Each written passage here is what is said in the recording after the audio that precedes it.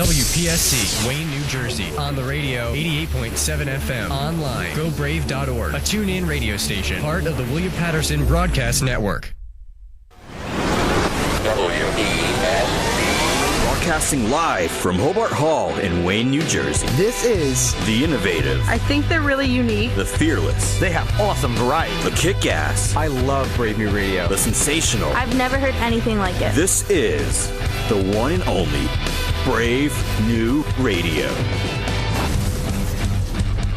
The views and opinions expressed on this show are solely those of the host and guest and are not necessarily supported by WPSC 88.7 FM, station management, or the station owner, William Patterson University. Anyone wanting to offer differing opinions may do so by calling the show at 973-720-2738. Abusive callers will be rejected. Now here's your program on WP 88.7 FM, Brave New Radio.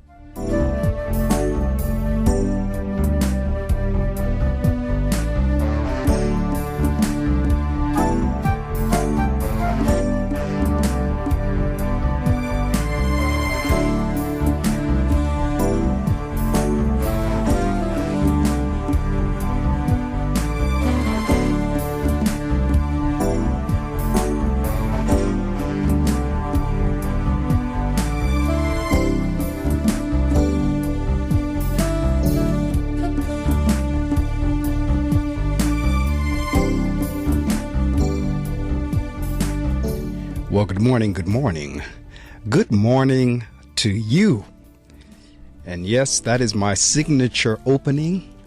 If you hear that, if you can hear my voice, that means you're listening to another edition of The Reading Circle with your host, Marc Medley. We're heard live here each Saturday morning from 6 o'clock a.m. to 7 o'clock a.m. Eastern Time.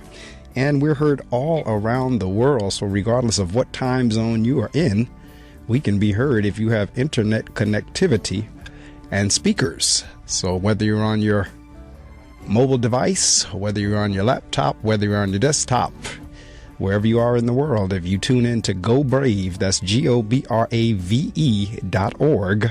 you can catch the show. And if you're here in the northern New Jersey area, and maybe even the Manhattan area where my guest is calling from, you'll be able to catch the show on radio on 88.7 FM. We're going to kick off as we customarily do. That means I'm going to go ahead and share the weather with you. Then I'm going to read from 2 books. And then I'm going to introduce my guests. We're going to share some information with you. And then we will resume with our interview in that order. So without further delay, the weather right now in the Wayne, New Jersey area is 54.1 degrees. We are working our way up today to a high of only 62. Yes, folks, fall is here. Going to drop back to a low of 56, cloudy with occasional showers. Cloudy tonight with showers as well. Then tomorrow, Sunday, rain showers early with overcast skies later in the day. High of 66, low of 58. Is going to be cloudy on Sunday night as well. And then on Monday, Rosh Hashanah, sunshine and clouds mix. Slight chance of rain shower. High of 74, low of 56. Generally fair. Happy New Year to all of our Jewish brothers and sisters out there as we celebrate Rosh Hashanah on Monday. Tuesday, cloudy, high of 66, low of 50. Mostly cloudy again early, then clearing up later on in the day. And then Wednesday, rounding out the forecast, intervals of clouds and sunshine, high of 67, low of 51, mainly clear.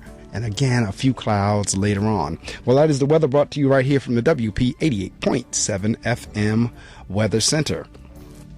Reading from the book, The Power of Being Thankful, 365 Devotions for Discovering the Strength of Gratitude. That's by Joyce Meyer.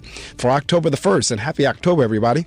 Having a childlike approach to life. Oh man, have I been saying that over the last couple of days in terms of you need to loosen and lighten up and have some fun, laugh, play, stop being so tight all the time. Anyhow, back to the book. Whoever will humble himself, therefore, and become like this little child, trusting, lowly, loving, forgiving, is greatest in the kingdom of heaven. One thing we all know about children is that they enjoy life. I know that's right. A child can literally enjoy anything. A child can turn work into a game so he is able to enjoy it. I recall asking my son to sweep the patio when he was about 11 or 12 years old.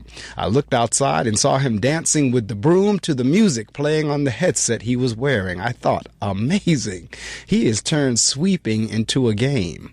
If he has to do it, he is going to enjoy it. I know that's right. I've been saying that, and if you've been following my posts on any of the social media sites over the last couple of days, that's exactly the road that I've been going down. And this is confirmation for me that I know I was headed down the right road. We should all have that attitude. We may not choose to dance with a broom, but we should choose an attitude of thanksgiving in everything we do and always enjoy all aspects of life. Prayer of thanks. When I am in a situation that doesn't seem like a lot of fun naturally, help me, Father, to make the most of it. I thank you that I can enjoy every part of my life, knowing that the joy of the Lord is my strength. That's from the book, The Power of Being Thankful, 365 Devotions for Discovering the Strength of Gratitude. From Iyanla Vanzant's book, Until Today, for October the 1st, she says, I will realize my own worth when I accept myself exactly as I am. Self-value means I know who I am. Self-esteem means I am who I say I am. Self-worth means I believe I am who I say I am. Until today, you may not have been aware of how your knowledge of your own value affects your self-esteem, or how your self-esteem affects your sense of self-worth. Just for today, make sure that what you know about yourself is reflected in what you say about yourself. Because what you say about yourself influences what you believe about yourself. Today, I am devoted to knowing, saying, and believing the very best about myself. That's for today, October the 1st. From the book Until Today by Iyanla Vanzant. Always kick the show off reading from those two books to start off in a positive vein, and the rest of the morning just kind of flows positively. My guest is on the line. She called in right on time at the time that we appointed, which was 5:55. So she's been on there with me for a little over 10 minutes now, and I'm going to get her introduced, and I'm going to share some information with you. And you know what to do. Whenever I start sharing that information, you need to get on all your social media sites.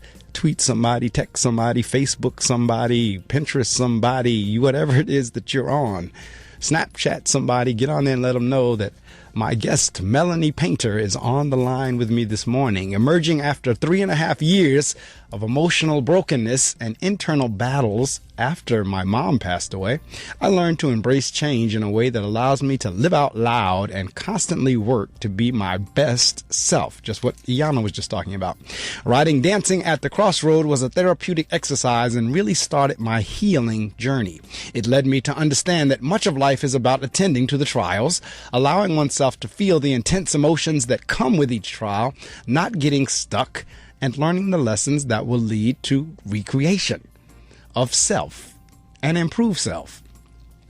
Wanting more out of life, that we all yearn for at some point. So how does one set out to make radical changes? My passion, coupled with my love for people, allowed me to find my true calling through a journey of healing and self-discovery. I start by telling my own story spanning 4 years of my life. Follow me as I continue to share the hard-won lessons I've learned after experiencing a loss and attempting to pick up the pieces. Subscribe to her YouTube channel, and you can catch her videos from ordinary people sharing their account of how they cope with, overcome, redefine their life purpose after experiencing loss, inclusive of divorce, death, careers, abuse, and other complexities. Mellany is a first-time author, entrepreneur, and life enthusiast whose personal mantra is, "You matter. You owe it to yourself to fix whatever it is that does not make you whole." All right, welcome to the Reading Circle microphones, Ms. Mellany Paynter. Mellany, good morning. Good morning, Mark. All right. How are things going with you? Things are going great. Good. Feel good. I'm up early. I'm here with you. There you go. All right. I know that's right. Well, up early, and she's actually on the same time zone because Mellany, every now and again, matter of fact, quite frequently, a lot of my guests are calling in from California. So it'll be 6 o'clock our time and 3 o'clock in the morning their time. But you know what? They're trying to let people know about their work. So it's worth getting up for or either staying up for. But you're on the same time zone that I'm in, so you're in the same time zone. It's like 6:09 here, it's about 6:09 there. So welcome. All right, I tell you what, as you heard me say, I'm going to share some information with the listening audience, and then as soon as those public service announcements finish, we're going to come back and see where this all started. Sounds good. All right.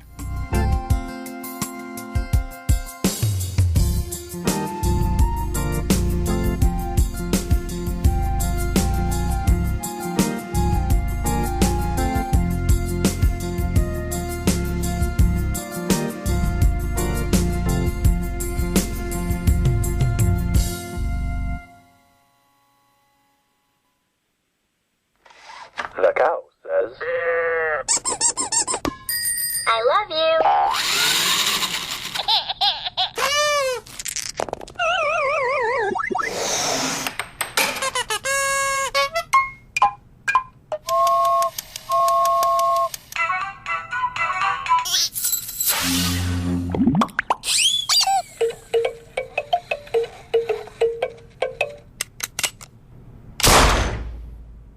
To a child, it's just something else to play with. Lock it up, because 1.7 million children in the U.S. are living with unlocked and loaded guns. Get involved at ceasefireusa.org.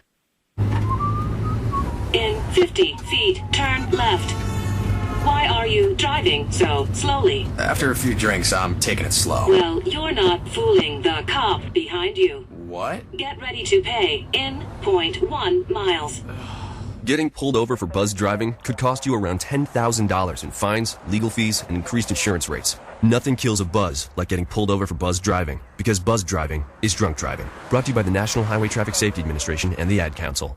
You're listening to The Reading Circle with Marc Medley on Brave New Radio.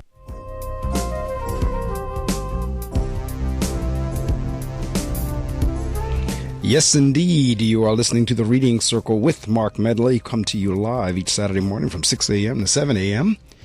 And we bring you what's going on in the literary world. And this morning, the book we'll be discussing is Dancing at the Crossroad. And the author and the guest on the line is Mellany Paynter. Now, Mellany, I'm detecting an accent. Which accent is that? And I don't think it doesn't sound like a New York accent, or maybe it is. No, it isn't. It's Trinidad and Tobago. Ah, I knew it was one of them. I wasn't sure which. I knew it was Caribbean or either English, one or the other. And so Trinidad, Tobago. Okay, were you born there? Yes, I was. Ah, okay. And how long have you been in the United States? About 13, 14 years. Okay, 13, 14 years, Trinidad, Tobago. That's one of the islands I want to get to. I've been to Jamaica, I've been to the Bahamas, been to Puerto Rico. Trinidad, Tobago is on my list. That one and Aruba and St. Martin and a few of the others. So, you want to go at Carnival time, though? That's what I hear. I know I see all the pictures on Instagram and some of the other social media sites when it's going on. People start posting them. So, yeah, you said, Carnival is the time to go. Yeah.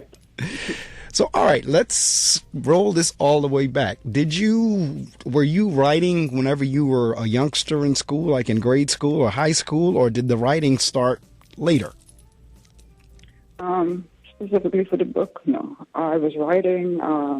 I'd always loved writing. I was very good at it. I did a bit of poetry. I dabbled in that for a while as a teenager to help get the emotions out, I loved writing. By the time I got to college, my professor said to me, you should write a book because you're very good at writing. And I was like, okay, who does that? I wasn't really thinking about it then. But, I'd always loved writing coming up throughout my life. Okay, so by the time... Yeah, go ahead. No, I was going to say by the time it was, to put this book together, I was like, okay, it's not that bad because, during college you study a lot. So I stopped writing because I had to write so many papers for college. It was just like a thing on the brain. I'm like, I don't want to do any other writing except right. these papers. That's right. So, So, okay, so you actually, because sometimes I guess, and I always ask the question because every now and again I get a guest and say, no, I didn't do any writing as a child. I started late, just had something happen and caused me to write and so forth and so on. So, but many of my guests, just like you just said, they started whenever they were young. They kept journals or they wrote poetry, or some of them even wrote a book whenever they were a child. And the school they were in, they published it and kind of distributed it around the classroom and so forth and so on. So you were doing this all the way through. Whenever you were writing, because it sounds like, and correct me if I'm wrong, it sounds like you were doing journal writing. I did back then. I didn't realize that's what it was. Actually, I forgot one important detail. When I was out of high school, I started writing for one of the local newspapers, the Vox Express. It was like a youth paper. And I would get together with a bunch of other talented writers, and we would just, run down stories every day as if we were journalists. And then if your story got picked up, you got paid for it. And it was an exciting. I think I did that for about 2 years out of high school. So I have a little bit of an experience, I guess, with journalism, so to speak. Yeah, that's what I'm doing. I'm working our way up to the point where you decided to write Dancing at the Crossroad. I like to give the audience like a build-up, like a road to how did you get there. And then we're going to talk about the actual book in and of itself and what did you go through writing it, and what is it like now having to try to get it into the hands of your readers in terms of selling it. So all those things between now and 7 o'clock, that's what we're going to talk about. If you just joined us, you're listening to The Reading Circle here on WP 88.7 FM and GoBrave.org. My guest this morning calling out of the Big Apple is Mellany Paynter. And we're talking about her book, Dancing at the Crossroad. So when you were writing, like in the journal, what kind of things like would you write about? I mean, you don't have to get totally personal, but I mean, what would cause you to write in your journal? When I got into an argument with my mom or things I didn't understand about my dad, I would just write them down, write how I felt about the both of them at the time, write about what I wanted to do with my life. So I always I'm an avid journal keeper is what I call myself. So I always had a journal. I had one of those yearly ones, and I would just write in there. Anything that I felt, if I had a really good day, I'll write about it. I used to make up stories sometimes for class. Just put it in there in case something came up. They would ask you about your summer. I had something somewhere written already. So, and that is the question that's asked when you come back to school. Write a paper about what you did this summer. I made life fun through writing, I think. I think it was always something that it was my go-to thing, just as an expression. When you couldn't talk about certain things, or if you didn't understand something in your life, you just wrote about it. That's correct. And see, the reason I'm asking the question about the journaling, and I haven't done it in a while, and I'm about ready to get started again, but I have like over 20 journals that's filled from page to page, from the cover to the back, and they're locked away. And there was a breach in it one time, and that caused a whole bunch of trouble. But in any event, the 20-plus journals are locked away. And I have an empty one that I haven't started yet, but I'm about ready to. And you're exactly right in terms of capturing experiences. So generally, for those in the listening audience, for those of you who don't journal, or for those of you who do, in the journal, you can get a chance. You can say whatever you want to say in there because it's just you in the journal. Exactly. You could scream, you could kick, you can curse, you could do whatever you want to do because it's your journal. And where I'm working this into is the fact that Dancing at the Crossroad, it says a guided journal. That's what it is. And you heard as I was reading the bio that what Mellany was writing about was loss. And that's what we're going to talk about in terms of, all right, did the losses, was it one of those situations where it was like loss after loss after loss after loss consecutively, like going on at the same time, or was these things that happened over a longer period of time? I would say I started losing people maybe like 3-4 years before my mom actually passed. But I started noticing, because death was never a big deal to me. I'd always be like, oh, the person is dead. Somewhere in my head, I figured they're going to come back at some point. So I let it go. But I think when my mom's brother died, I think it was 3 years before her, something happened, and I started paying attention. because we were really close. And I was thinking, oh my gosh, there's someone in my family that's really important, and he's not going to be here. What am I going to do? That was the first thought. But then by the time my mom died, I was like, I don't have anybody. That was the feeling. It's like, I'm never going to get a chance to tell her these things that I didn't say. I'm never going to be able to have a joke with her. She's never going to be able to see anything that I do beyond this point. And so that's when the reality hit. My dad passed like maybe 12 years before her. And I was sad, but it wasn't as bad as the impact my mom's death had, on me. Now, were they here in the States or were they in Trinidad and Tobago? No, both in Trinidad. They were both in Trinidad? Yes. Okay. So you were here and they were there, or all of this happening while all of you were there? No, at the time my dad passed, I was in Trinidad. By the time my mom passed, I was here. Okay. So you were keeping in touch either by telephone or computer or what have you? Yes. Okay. So I'm looking here on the cover of the book. I see light, darkness, hope, despair. Talk to me a little bit about how you decided on your cover and how that fits into the book, because we're going to work our way to the storyline. I don't want you to give everything away because we want the listening audience to go out and purchase the book. So where does the light, the darkness, the hope, and the despair, where does all that connect? Well, Dancing at the Crossroad really means kind of being in limbo. It's, not knowing which road you should take, not being able to make a decision. And so the cover, it's kind of the phases that I went through. Some days I would be hopeful. Some days I would have no hope at all. Some days I could see the light at the end of the tunnel. Some days I'm just like, it's constant darkness. So for me, I kind of wanted to impact that on the cover. It's just the vision of standing at a crossroad.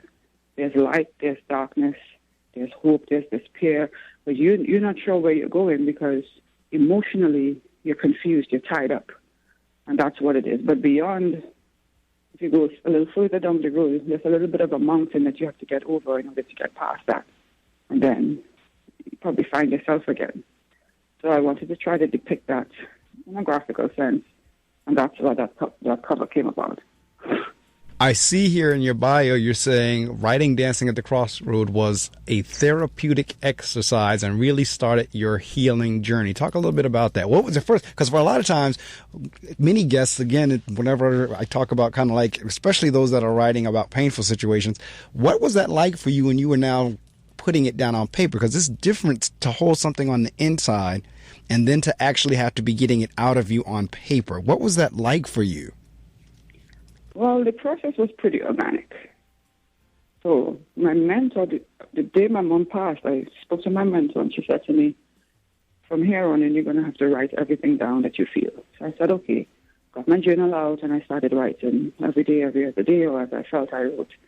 So it wasn't in my head. It was just as if I was expending all the energy into the journal, like putting down my thoughts. How did I feel today? I was crying today. Didn't feel so good today. I didn't want to see people today. Just, that mantra every day or every other day. And by the time it got to the book, like putting the book together, I didn't realize that I had all this material. And I was like, wow. And, I met a friend in New York when I came here. And she said, why don't you just put all of this together in a book, and make a book? And I was like, really? Didn't really think about that. So it was organic. I wasn't really thinking of writing a book. I was just putting my thoughts down. But as I read through, there's some stuff in there that can help some people. So, I compiled the book, and that's where it is. So in terms of, as people read the book, have you had the experience where people would come up to you after they've read it and said, wow, felt like you were talking to me, or girl, I went through the same thing, or anything along those lines? Well, so far I've put out a sample chapter, and everyone who's read it, some of them who knew my mom, came back and said, I feel like she's right there with you, because in one of the sample chapters that I put out, I recount a dream that I had. And the dream kind of brought back some memories that they had with her, or they could see her in it. And they were like, oh my gosh, when is the book, at that point when is the book coming out? I want some more. I want to read some more. So I've had some positive reviews so far. So in terms of now getting the book published, because this is, in many, or there are some in the listening audience that are kind of at the same point you were at whenever people were telling you need to write a book, you ought to write a book. But they have no clue as to how to go about doing that. So once you made up your mind, you've listened to everybody that said you need to write a book. What was your next steps? Where did you go from there? Did you self-publish, or did you give it to a publishing house, or how did you get the book into manifestation? Actually, I'm still in the process of self-publishing. It's just about to be printed. But what I did, I started out on the self-publishing route. I found this amazing crowdfunding site called Publishizer, and I decided to use it because what Publishizer offered was a chance to crowdfund with pre-orders before you do any publishing, but they would put you in connection with publishers once you hit a goal of, say, like 250 or 500, whatever your goal was. So once you hit those pre-order goals, publishers would start courting you within the Publishizer site because they had that relationship. And I thought that was pretty unique. And so I went with it. I made my quota. I went a little beyond it within the 30 days that you run a campaign for. Right. And I think I had 7 publishers interested. So I started talking with those 7 publishers. But I also started talking with people on the outside, other publishers on the outside, because now I was kind of getting a sense of, okay, so I need to do this, I need to have this, I need to do this. And, there are different types of self-publishers. There are hybrids, there are service publishers, and then there are the royalty ones, like the Simon and Schuster's and those types. So they're the ones who give you the deal, but they get royalties. Right. Beyond. And then if you just use the service ones, that's actually what I call self-publishing. You pay to just have print on demand, pretty much. So anybody who orders, they print on you, so you don't have to go through the motions of doing that yourself. Exactly. And you said earlier in terms of the hope is that, your experience will help someone else. And a lot of times we go through things, we don't realize why we're going through it until we have to share stories with somebody else. And then they come back and say, you don't realize how much your sharing of your story helped me. So Right. And that has been my experience when I, just along the way, it's been amazing, this journey. I started just talking to people about where I was and what I was going through. And, I call them the waves because it's, with grief, it comes in waves. Right. You're good today, but you're not good for the next 5 days, and it keeps going on and on. And I just was encountering people. It was just weird, encountering people who had experienced loss. I met one lady very early on, and she had lost her mom, I think, 20 years prior, but she still wasn't at peace with her family. She was still warring with them because she didn't like the way that they conducted themselves at the funeral. Right. And I was listening to her in amazement because I was like, really, 20 years? But it happens. Right. It does. Really the things that you hold on to, it's pretty fascinating to me. Yeah, you know what? You're absolutely right. It's amazing how, I have people in my family that are the same way. That it's amazing how long people can hold on to stuff. And see, for me, it's kind of like, I might hold on to it for a little bit. After a while, I got to let that go, because eventually what will happen is what you're holding on to is going to cause a whole bunch of physical illnesses. Yes. And people don't realize that. No matter how many times you try to tell them, if you keep on going through these motions, holding on what you're holding to, it's going to turn into something physical. And generally it does. And like when you're talking 20 years, wow. Yeah, but I've known similar situations, the same thing. Mm-hmm. I think that happened to me as well. I had to make a change of careers, at some point, which kind of led me to just focusing on putting the book together, which ended up to be a good thing. But I developed a condition in my chest, and the condition I developed, and I asked the doctor, well, how did I get it? He said, I don't know. This usually only occurs in people who are obese. I said, well, I was never obese a day in my life, so where is this coming from? He didn't have an answer for me. And in my head, I just told myself it must be stress. I was really stressed out, just emotionally, No, no question. And I encourage as many people as I can, whenever I know they're in that situation, like, whatever you need to do to let it go, because holding it in is not going to do anything for anybody. And the really funny thing about it a lot of time is I'll bet you the people that whoever that is angry at, they probably don't even know they're angry at them. That's the thing. I was just going to tell you that half of the stuff that people are holding on to, if you just had one conversation with the other party, it probably would be like, oh, that's what you're mad about. Don't be mad. You can work it out. So.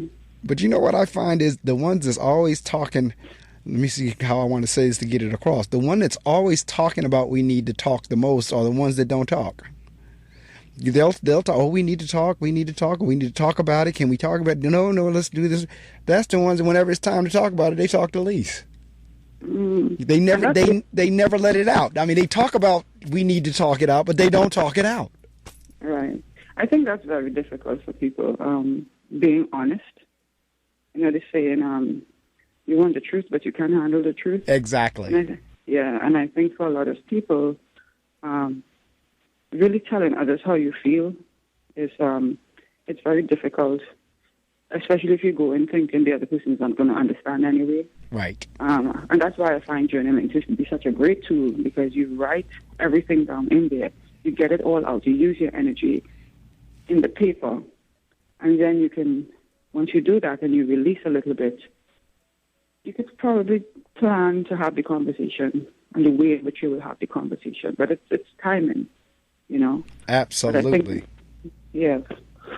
And even your title, because I know we talked about the words that's on the signs at the crossroad, but your title says, and I hang on every word, I'm a wordsmith, and your title says Dancing at the Crossroad. Now, usually, if we were to analyze that and break it apart, usually when people are dancing, for the most part, that means they're happy.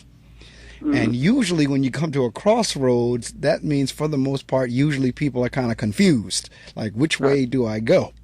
Well, do I go this way? Do I go that way? I'm not quite sure, so forth and so on. So what I'm hearing here is you're saying even in confusion, you can still be happy.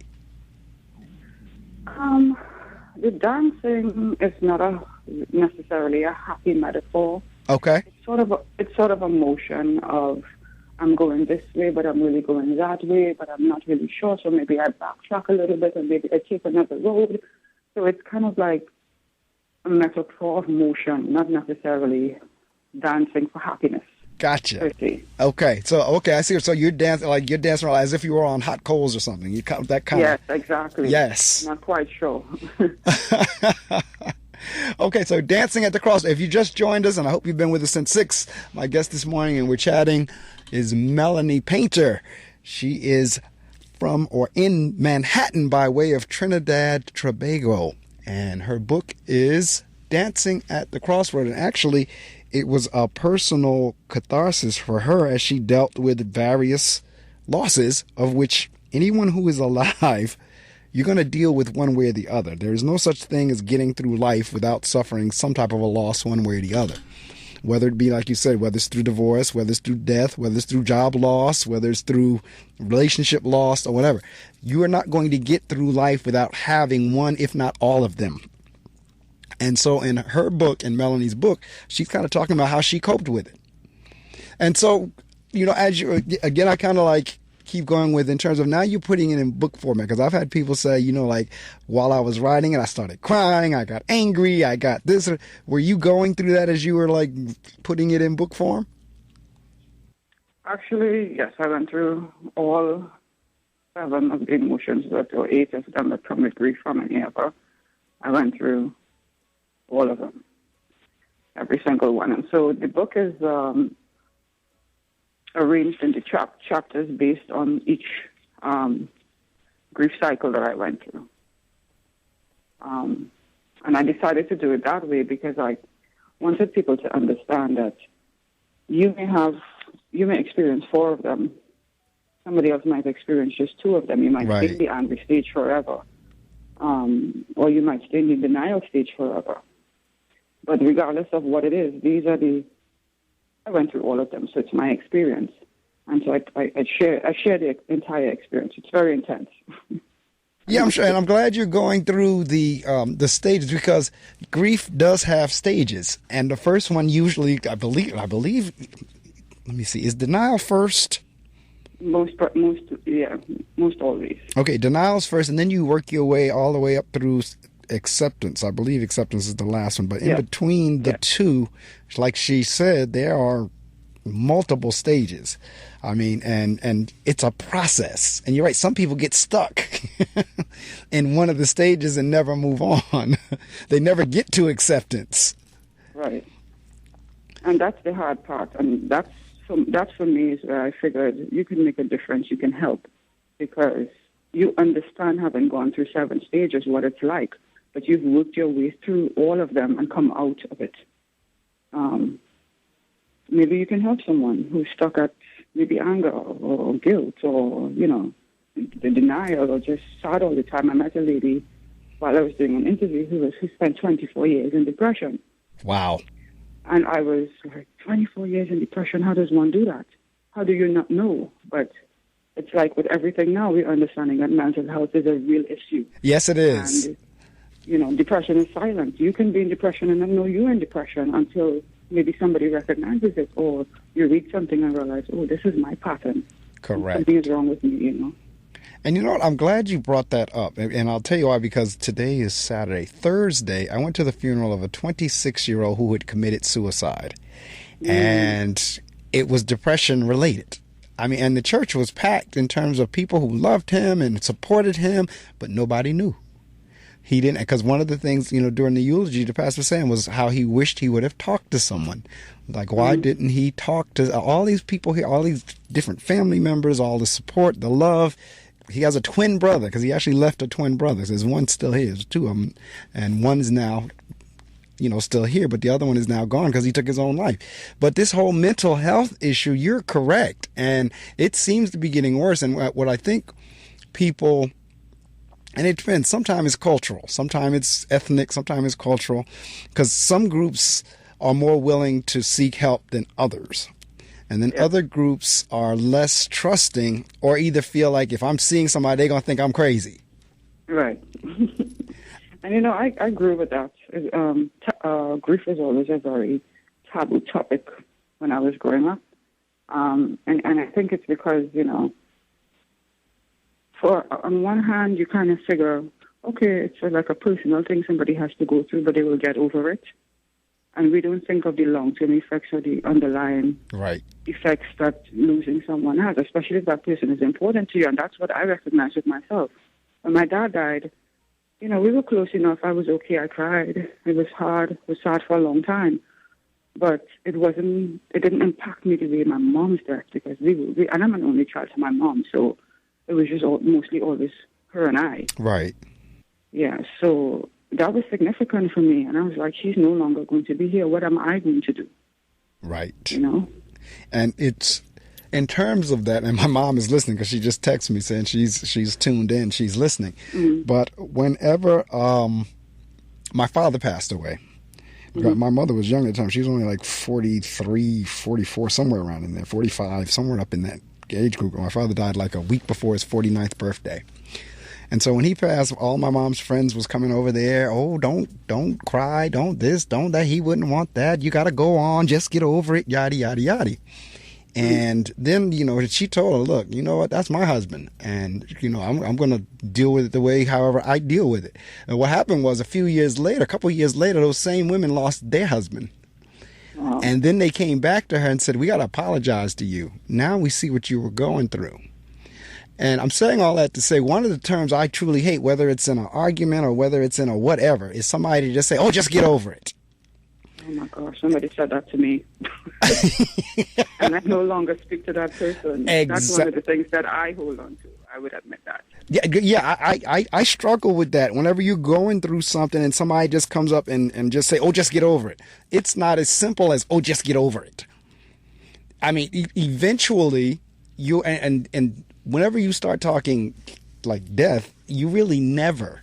I mean, it's like it could be 23rd. Like for me, my father's been gone 31 years now. And still, I mean, there's very few days that go by that he doesn't pop in my head one way or the other. Either I see his picture, or either I think about something that he said, or I'll go back to some other memory or something. But it's been 31 years now. Now, I'm not in the same place I was 31 years ago, but that still doesn't mean the person is not in your memory. Exactly. You kind of hold on to all of that throughout your life. It doesn't really matter. And I would never, I tell people, I said, it was said to me, but I would never say it to anybody else because I understand. And what that tells me is that the person who is telling you that doesn't really understand your journey, that they don't understand what you're going through. Or they don't want to understand, because the person who said it to me, I felt perhaps, they would have understood because they had lost someone a short while before. And I was supporting, I was there, I was... Right. But, people's responses are never the same as yours. You have to always remember that. That's true. That's a very true statement. I'll tell you what, we're going to take a short information sharing time. I don't call it a break because we don't go on a break. We don't go anywhere, and I don't want you to go anywhere. But I am going to share some more information with you, and you know what to do. Mellany and I are having a wonderful conversation. The book is Dancing at the Crossroad, and if you live long enough, I laugh because my grandmother and my mother constantly said, well, if you live long enough, because a lot of times whenever you're in your youth, you don't go through... Not all the time. You don't go through too many things, as a kid or a teenager. But in today's world, actually, they do. But, but they say if you just live long enough, you're going to hit some of these things. And that's what the book is about, Dancing at the Crossroad, how to deal with loss. Don't you dare move. I'm going to share some information with you, and we're going to resume with our interview.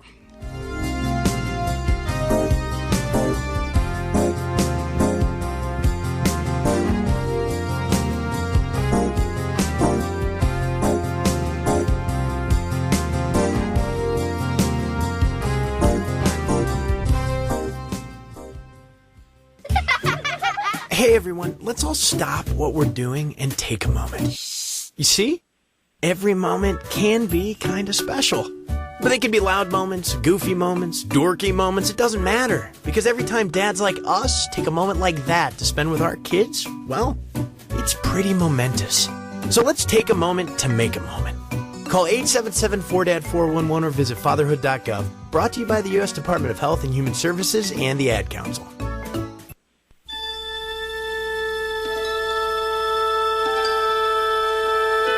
Music, the vinyl frontier.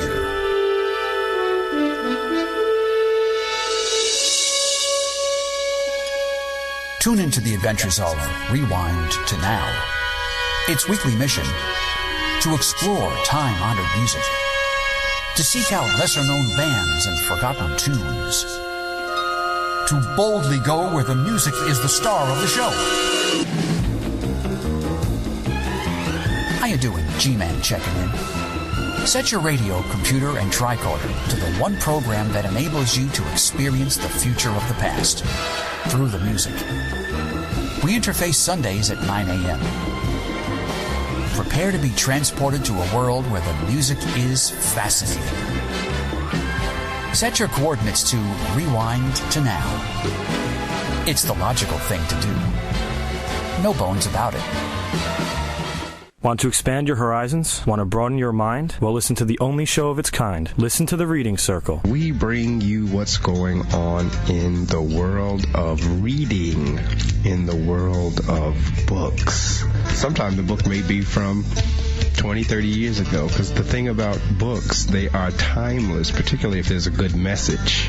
And then there are times when we do books that are hot off the press, that were just released. Listen to The Reading Circle every Saturday morning from 6 a.m. The Reading Circle with your host, Marc Medley. Only on WP 88.7 FM. The Reading Circle on WP 88.7 FM.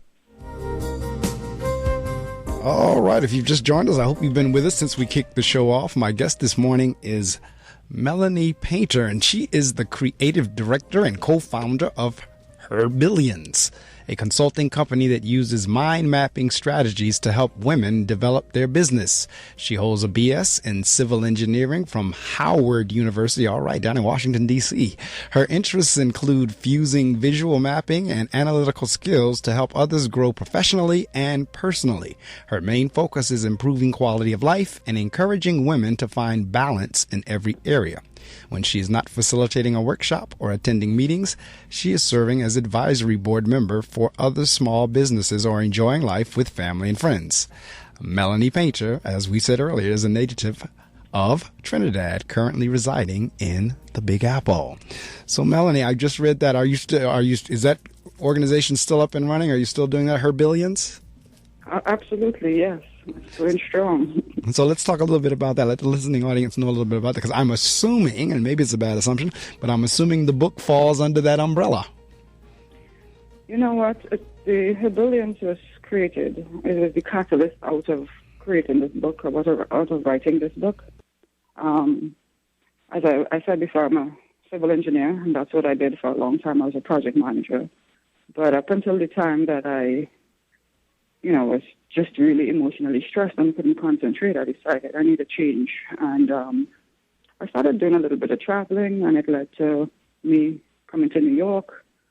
Supposedly it was only supposed to be for 2 months, but I'm still here after 2 years. So, and I was looking for something that I can use my skills that I had as a project manager in construction with with my passion, like fuse it with me helping people.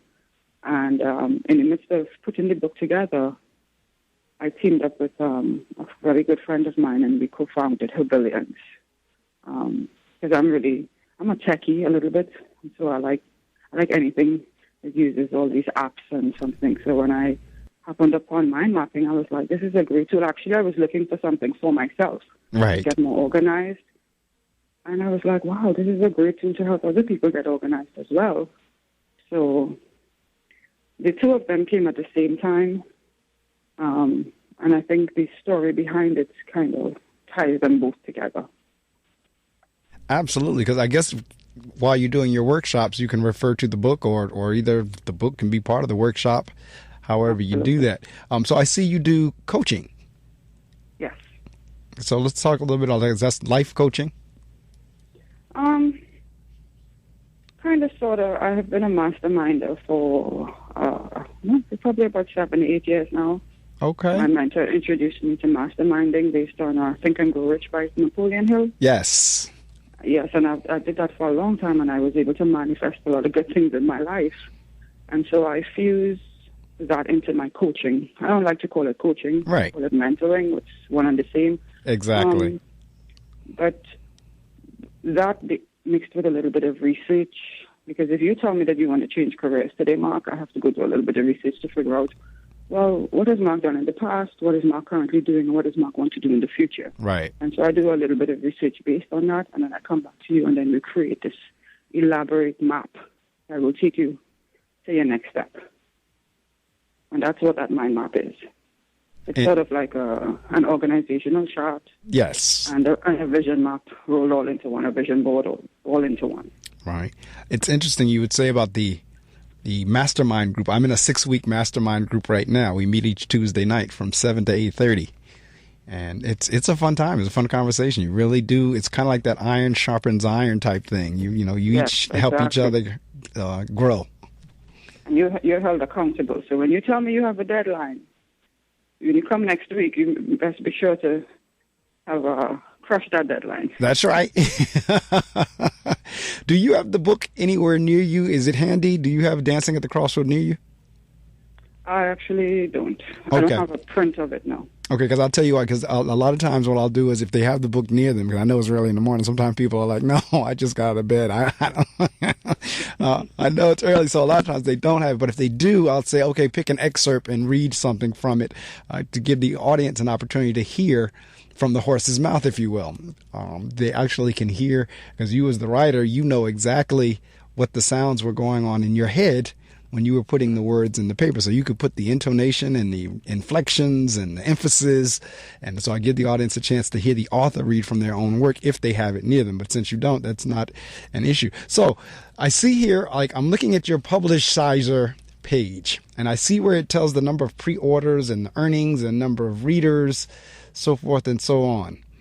So that sounds like, because that is different. I didn't know anything about them. This is the first, you taught me something new already, because I'd never heard of Publishizer, and then to see the site the way it's laid out like that. When does the book actually release? I want to say in about a month. I'm working through some critical details with some printers at the moment. So I'm hopefully getting a rush in about a month. If it's time for it to be out here. Did you get a completed copy sent to you yet? No. You haven't. That's in the works at the moment. I should have something this week. Oh, okay. So okay. So that's okay. This is going to be fun next whenever you get it. Do you know how it's coming by mail? I assume it's in a box or something. Yes. Okay. Yes, by mail. Mm-hmm. All right, so in your case, it's going to be a little bit different than what I normally do with my guests, because I always ask the question, what did that feel like for you? Now, in your case, I want you to think about this question whenever it happens, whenever the delivery person delivers it to you and you open that box or that envelope. Just think about this question and see if you could describe the feeling of what that feels like to actually have what I'm seeing here on the page, the Dancing at the Crossroad, Mellany Paynter. What is that? Think about what that feeling is going to be like for you. Actually, somebody asked me this a couple of weeks ago, and I had to think about it for real. Like let me see. I think it'll be the ultimate joy for this juncture of my life. It will.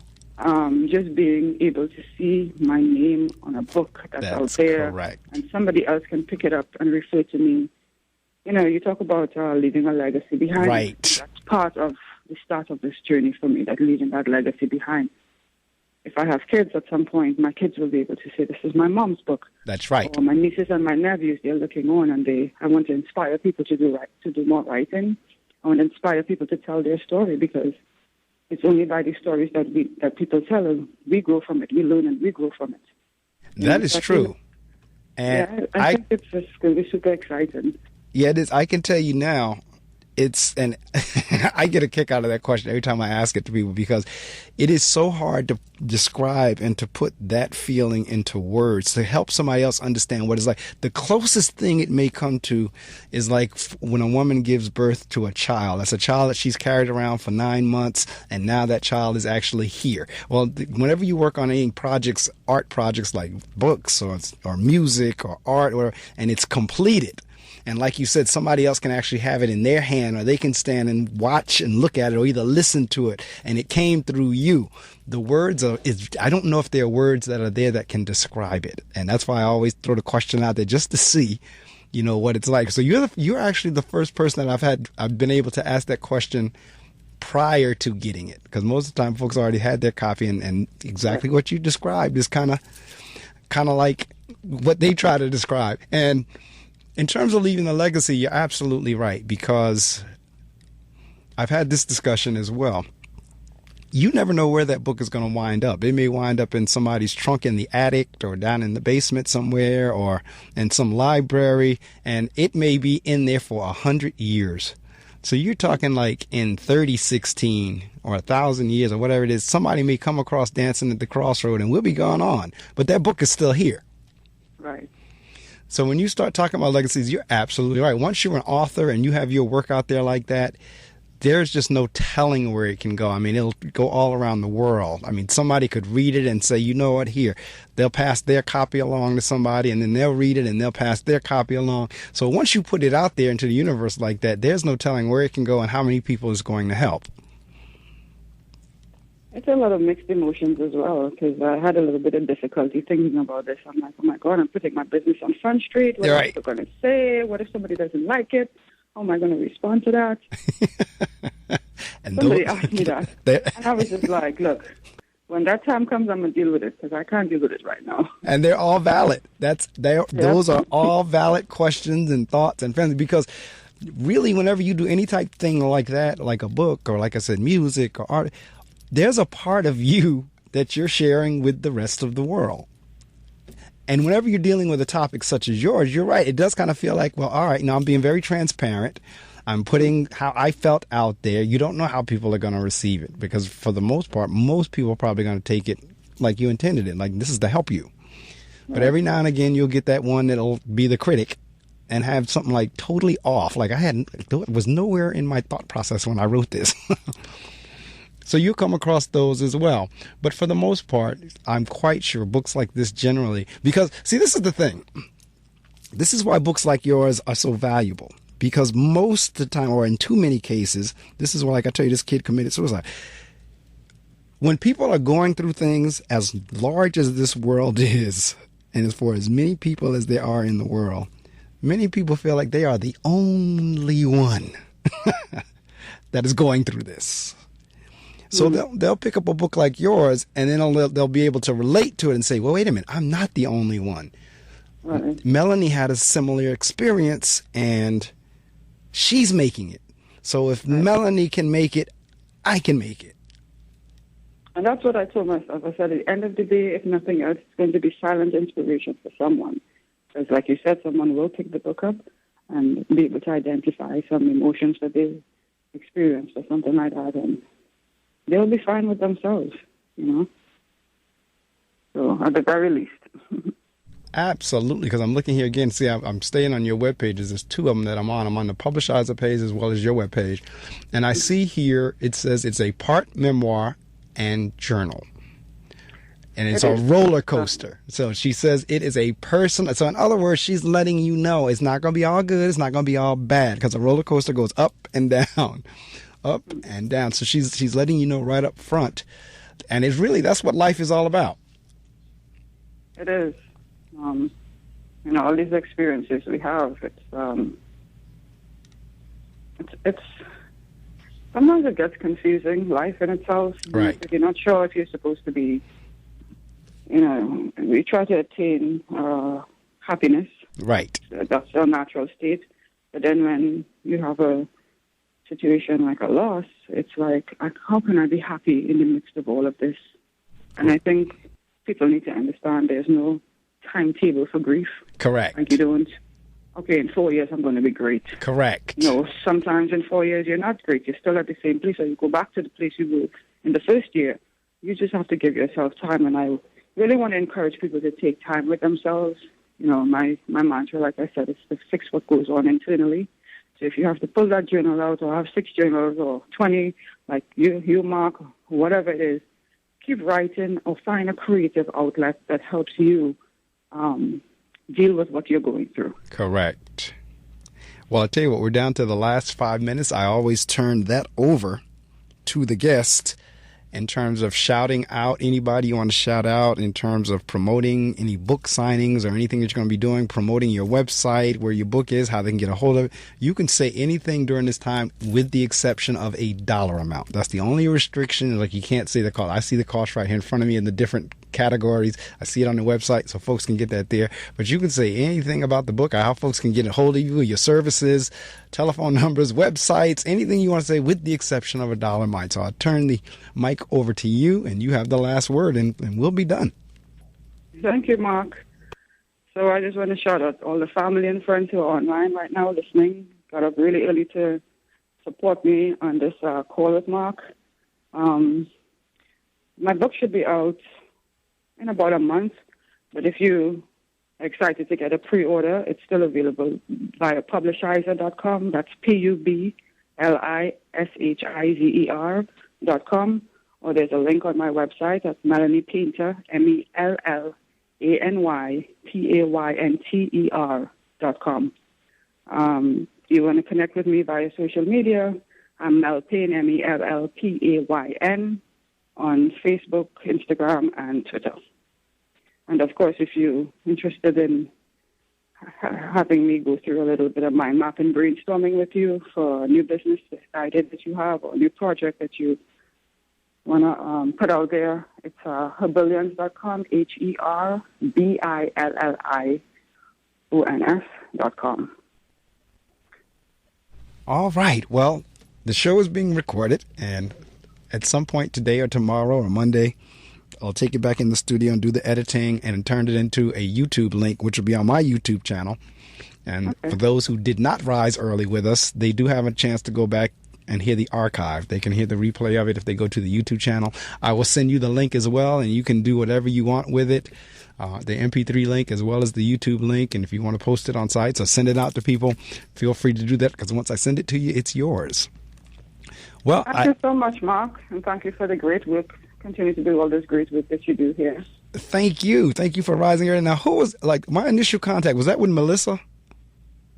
Marissa, yeah. It was her. Tell her I said thank you for all of her help in connecting us and making sure that everybody was where they were supposed to be, because we were sending emails back and forth to confirm dates and times and all that stuff. So thank her for me as well, and I thank you for rising early, and I need you to keep doing what you're doing as well, because On Saturday mornings, that's the earliest morning I get up in the week, is on Saturday mornings, because I have to be to the studio by like 5:15, 5:30 or so to kick the show off by 6. And the rest of the week I get up, around 6 or so, somewhere around there. But Saturdays I get up extremely early. So sometimes I come dragging into the studio, but it never fails me that after speaking with our guests, that I wind up being inspired. And that carries me through the rest of the week. So I just listening to your story and listening and to everything that you've gone through and being able to share it with folks in a written format with the hopes that it will help them, that has inspired me. So you keep doing what you're doing as well. I will. All right. Thank you so much for having me today. Thank you for joining. Have a great day, and we'll be in touch. You too. Bye-bye. Take care.